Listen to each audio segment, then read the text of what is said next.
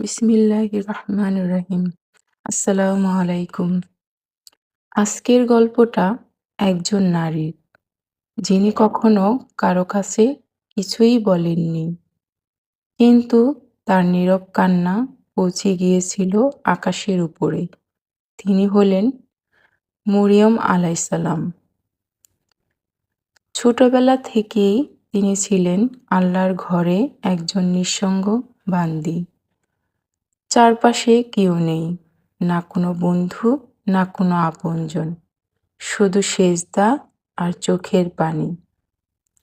তিনি যখন হাত তুলতেন কেউ দেখত না, কিন্তু আরশের মালিক ঠিকই দেখতেন। একদিন হঠাৎ এক অপরিচিত মানুষ তার সামনে দাঁড়িয়ে গেল। ভয়ে তার বুক কেঁপে উঠল।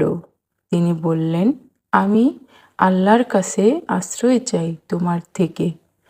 তখন সেই কণ্ঠ ভেসে এলো, ভয় পেও না, আমি মানুষ নই। তিনি ছিলেন জিবরাইল আলাইসাল্লাম। তোমার একটি সন্তান হবে। এ কথা শুনে মরিয়ম আলাইসাল্লামের চোখ ভিজে উঠল। তিনি কাঁপা কণ্ঠে বললেন, আমাকে তো কেউ স্পর্শ করেনি, তাহলে কেন এই পরীক্ষা আমার জন্য? কিন্তু উত্তর এলো, এটা তোমার রবের সিদ্ধান্ত। তারপর শুরু হলো একজন নারীর একাকিত্বের সবচেয়ে কঠিন অধ্যায়। মানুষের চোখে সন্দেহ, সমাজে অপবাদ, অসহায় নিঃসঙ্গতা, সবকিছু তিনি একাই সহ্য করলেন। প্রসবের সময় তিনি এক খেজুর গাছের নিচে বসে কাঁদছিলেন, ব্যথায়, কষ্টে, ভয়ে। তিনি বললেন, হায়, যদি আমি এর আগে মরে যেতাম আর সবাই আমাকে ভুলে যেত। এই কথাটা একজন ভাঙা হৃদয়ের আর্তনাদ। কিন্তু ঠিক সেই মুহূর্তে আল্লাহ তাকে একা রাখেন না। একটি কণ্ঠ এলো, কেঁদো না, আমি তোমার সাথেই আছি। তোমার নিচে পানি দিয়েছি, তুমি গাছটা নাড়াও, খেজুর পড়ে যাবে। এই ছোট ছোট রহমত প্রমাণ করে, যখন দুনিয়া ছেড়ে যায় আল্লাহ তখন আরও কাছে আসেন।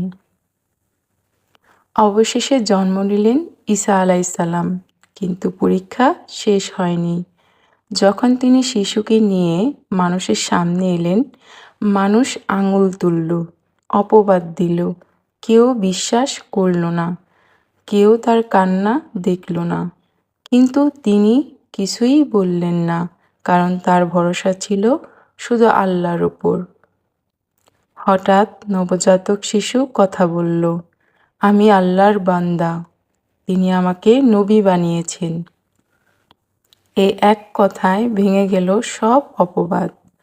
তার প্রমাণ হলো, যে মানুষ চুপ করে আল্লাহর ওপর ভরসা রাখে, আল্লাহ নিজেই তার হয়ে কথা বলেন।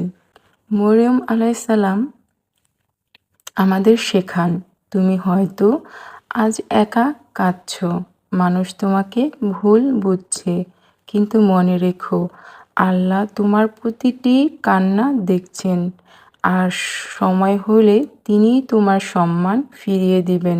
গল্পটি যদি ভালো লাগে তাহলে সাবস্ক্রাইব করে পাশে থাকবেন এবং আরও নতুন নতুন গল্প পেতে আমাদের সাথে আমাদের চ্যানেলেই থাকবেন। ধন্যবাদ সবাইকে। আসসালামু আলাইকুম।